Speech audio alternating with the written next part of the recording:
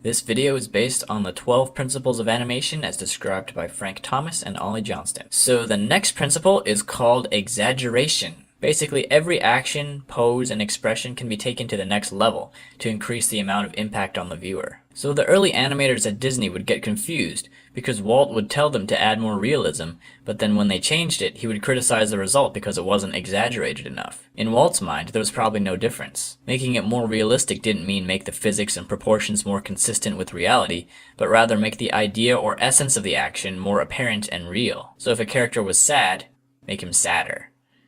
Bright, make him brighter. Worried, make him more worried. Wild, make him wilder. Exaggeration doesn't mean more distorted, but more convincing. It's amazing how you can always add exaggeration. This animation looks finished, right? But let's give it some exaggeration.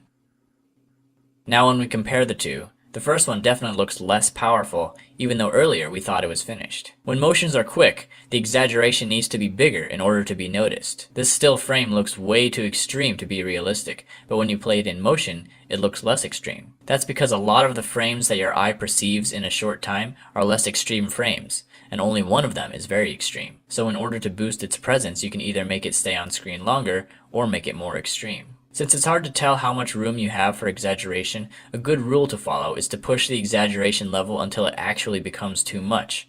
Then wind it back until you're satisfied with it. This way you see the whole range beforehand, instead of shooting in the dark. Alright, that's all I've got for exaggeration. The next principle is called solid drawing. Thanks for watching, and I'll see you in the next video.